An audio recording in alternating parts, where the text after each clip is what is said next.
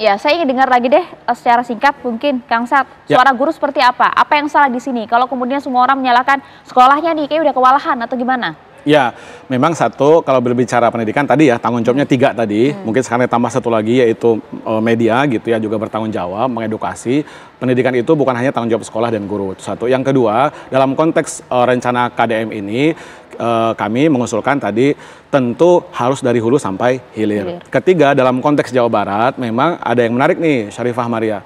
Jawa Barat itu anak usia remaja 10 sampai 19 tahun itu terbesar se-Indonesia. Saya mengutip BPS terbesar. Saya mengutip BPS jumlahnya 8,1 juta jiwa. Jadi Jawa Barat. Mana itu? Nah, kabupaten yang paling banyak itu Bandung ya, Kabupaten Bandung itu 905.000 jiwa. Kemudian daerah saya yaitu Kabupaten Bogor ya 636. Nah, artinya memang harus dilihat juga titik-titik rawan gitu ya, daerah-daerah yang memang menjadi tanda kutip tadi yang banyak terjadi kenakalan bahkan kejahatan tadi gitu. Tapi terlepas dari itu kami berharap guru terlibat di sini gitu ya. Kalau tadi sudah clear rasanya, jadi tidak konsepnya bukan berarti lempar ke barak, kemudian anak terlepas dari sekolah selama 1 tahun. Tidak seperti itu kalau tadi keterangan Kang Deddy atau Prof Muradi, tetapi ada keterlibatan sekolah, ada keterlibatan orang tua tetap gitu. Karena kita negara Pancasila bergotong royong, ayo semuanya harus sama-sama punya kesadaran bahwa anak-anak kita itu adalah masa depan Indonesia, masa depan Jawa Barat. Jadi saya pikir tidak boleh lagi kita hanya menitik beratkan kepada satu saja, yaitu guru atau TNI saja yang mendidik gitu kan. Tetapi kita semua, saya pikir TV One hari ini juga memberikan edukasi kepada orang tua siswa, kepada masyarakat gitu ya. Dengan adanya rencana misal seperti ini, kalau memang intinya adalah melibatkan guru, melibatkan sekolah, saya rasa ini bisa menjadi percontohan juga. Kalau konteksnya tadi ya, terlibat guru, kurikulumnya nggak lepas, dan yang terakhir, 7 kebiasaan hebat dari Kemdikdasmen, ini mungkin selama ini diremehkan Syarifah Maria. Mungkin selama ini kita lebih suka ide-ide pendidikan yang sifatnya glorifikasi gitu ya. Kita lihat misalnya bangun pagi. Ini relevan ya untuk saat ini ya? Relevan saya pikir. Ini harus menjadi habitus kita. Ya kan, murid-murid, guru-guru, orang tua, bangun pagi, beribadah, berolahraga, makan sehat bergizi, gemar belajar, bermasyarakat, dan tidur cepat. Ini mungkin seolah-olah, ini kok kebiasaannya seperti itu gitu ya, tidak yang melangit, tapi saya pikir ini sangat mengakar. Bagaimana anak tawuran? Bagaimana dia bisa keluar dari rumah bawa sajam? Oh, karena di rumah itu dia tidak tidur cepat, ya kan? Mungkin beribadahnya juga tawuran sore-sore kok, Kang. Ya, sore, malam juga, atau pagi. Pagi juga kan terjadi kan gitu. Nah, pagi kenapa? Oh, mereka ternyata begadang dan seterusnya gitu. Nih, jadi saya pikir ini harus dikuatkan betul Kemdikdasmen berbasis program. Dan yang kedua, guru-guru BK itu betul-betul didistribusikan ke seluruh sekolah-sekolah Indonesia gitu untuk memberikan konseling. Kalau perlu ada anggaran psikolog-psikolog dihadirkan di setiap sekolah. Saat ini betul ya datanya bahwa belum merata di semua sekolah ada guru jangankan guru BK, jangankan guru BK, berbicara tadi pendidikan bela negara, guru Pancasila, guru PKN saja banyak yang kurang. Mata pelajaran Pancasila diisi oleh guru prakarya, guru kewirausahaan, guru olahraga, itu banyak. Jadi memang persoalan pendidikan kita masih hal-hal pokok, makanya persoalan kekerasan murid bla bla bla itu masih terjadi, ya kan, karena gurunya juga kurang.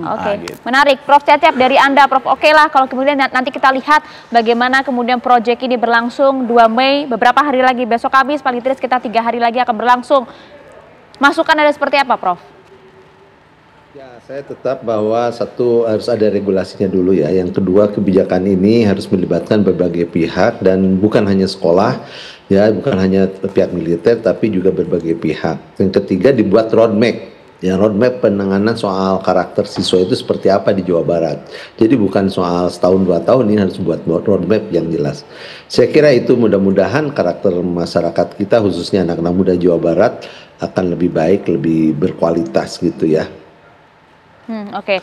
Termasuk juga sejauh ini begitu ya, apakah kemudian dari pihak pemerintah, dalam hal ini pemerintah Provinsi Jawa Barat sudah kemudian mengajak begitu ya sejumlah pendidik termasuk juga dari UPI untuk kemudian mengkaji lebih lanjut apa sebenarnya strategi pendidikan yang tepat bagi mereka untuk bisa membangun karakter mereka? Sudahkah kemudian ada koordinasi itu, Prof Cecep? Ya, secara umum sih ya kita sering membantu ya pemerintah provinsi, tapi terkait dengan ini mungkin kita tunggulah langkah-langkah yang saling Berarti belum. antisipatif ya antara pemerintah dengan perguruan tinggi ya, khususnya dengan UPI gitu.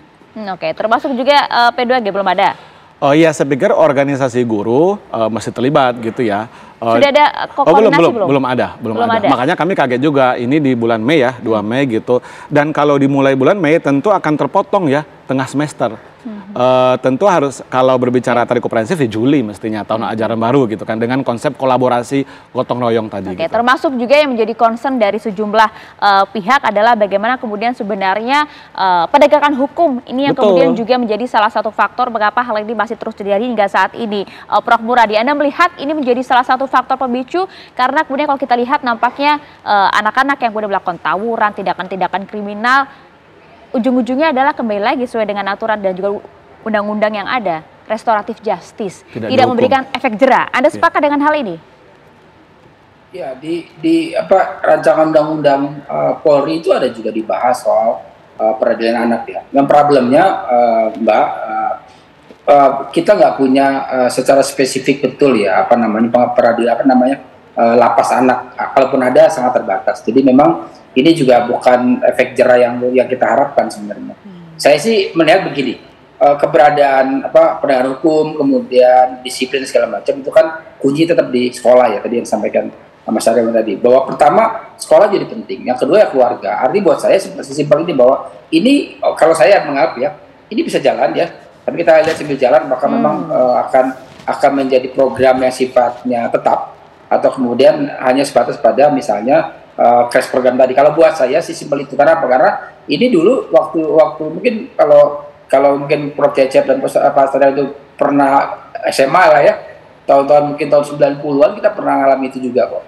Dan kemudian memang efeknya relatif kemudian orang merasa menjadi satria kan.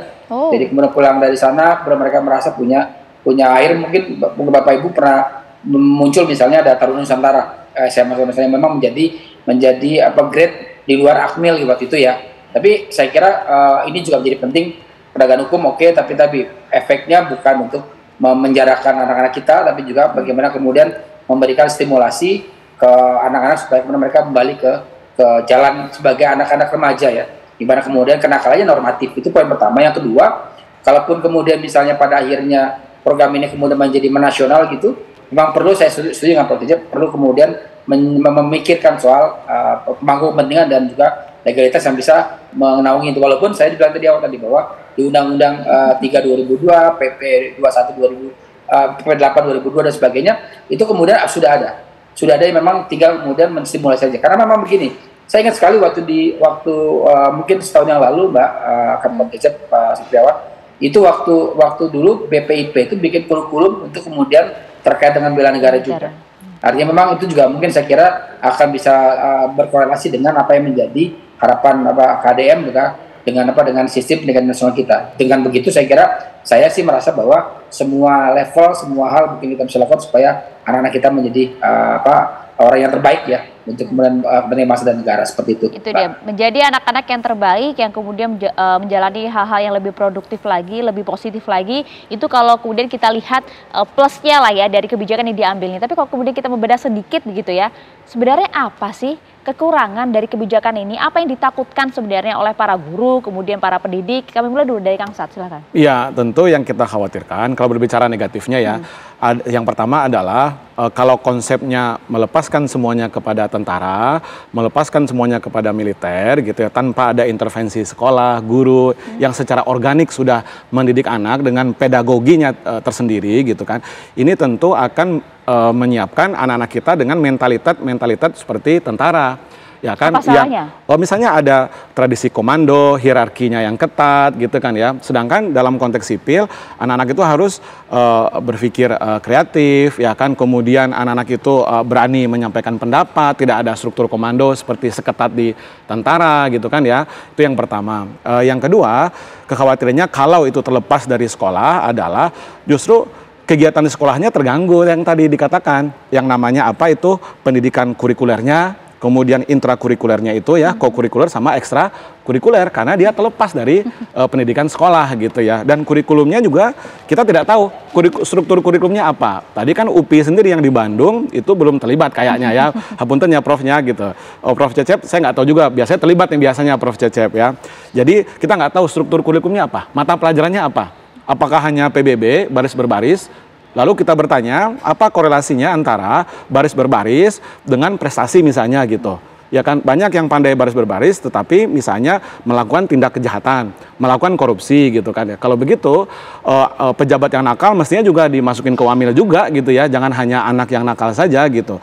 Ya, itu yang kedua. Yang terakhir adalah, ini sekali lagi akan menciptakan apa namanya stigma tadi itu yang kami khawatirkan. Anak nakal dikeluarkan atau dimasukin ke sekolah militer atau wajib militer tadi gitu kan ya. Nah itu yang tentu bisa diantisipasi, harus berdasarkan riset ya kan. Di Korea, di Singapura, setahu saya di Jepang tidak ada yang pola seperti ini gitu. Ada karena 3 hal itu kekhawatiran dari para guru, dari suara para guru. Bagaimana Prof Muradi? Mungkinkah kemudian 3 hal kekhawatiran ini bisa diminimalisir jika nanti program ini berlangsung? Prof Muradi. Saya ingin koreksi dulu sedikit ya. Saya hampir 6 tahun, itu 5 tahun jadi ketua komite sekolah. Salah satu poin penting sebenarnya kenapa kemudian kenakalan remaja jadi besar adalah karena ekskul itu tidak di-cover lagi. Jadi karena apa? Karena tadi negara atau pemerintah itu melakukan bebas uang sekolah untuk SMA. Jadi akhirnya betul yang disampaikan Pak Staram tadi. Selain juga guru yang kemudian yang mengajar banyak tempat ya, banyak bidang, juga hampir mungkin sepertiga atau mungkin setengahnya dari guru se-Indonesia mungkin ya, itu adalah guru yang kemudian tidak dalam posisi yang nyaman dengan masa depannya dia. Masih honorer, kemudian masih P3K juga belum clear dan sebagainya. Jadi akhirnya berkelidan ini Mbak. Kalau saya sekali lagi, kalau itu kan jangka panjang. Nah jangka panjang itu yang kemudian saya kira penting untuk kemudian menjadi pemikiran bersama. Hari ini dalam 2-3 hari Kang KDM akan bikin program itu. Kalau saya sebagai orang yang kemudian menganggap bahwa mungkin juga kita patut coba. Karena yang terlibat bukan TNI aja, ada polisi juga di sana. Tinggal kemudian bagaimana prosesnya tadi kan juga nanti misalnya dalam materi itu kalau tidak salah ya, itu juga dia diberikan materi soal bagaimana supaya mereka tidak melanggar hukum. Karena banyak yang takut nih Prof, jangan sampai nanti ini nggak dicuci otaknya kan gitu loh Prof, secara militer. Saya sampai hari ini yakin betul tidak. Karena tadi saya bilang pelibatan bukan cuma TNI tapi ada teman-teman Polri, karena mereka sudah juga terlibat sudah dihubungi ya di Jawa Barat. Jadi saya kira untuk program 2 Mei ini kita lihat sampai kemudian kita sambil jalan menyiapkan infrastrukturnya, menyiapkan legalitasnya, menyiapkan kemudian bahwa nanti mungkin di masa akan datang guru-guru bisa jauh lebih terlibat. Paling tidak misalnya dalam hal misalnya memastikan bahwa anak-anak kita jauh lebih visioner untuk masa depan mereka begitu, Mbak. Oke, baik. Terima kasih banyak Prof Muradi, Prof Cecep, dan juga Kang Sat atas waktu malam hari bersama kami. Kita lihat, ini tinggal beberapa hari lagi, 2 Mei kata ini akan berlangsung. Itu dia, seperti apa kemudian program ini juga akan dilaksanakan. Harapannya adalah anak-anak bangsa, terutama warga Jawa Barat ini bisa menjadi anak-anak yang lebih mandiri, kemudian produktif, dan juga berprestasi. Disiplin, itu yang paling penting. Terima kasih banyak atas waktunya bersama kami.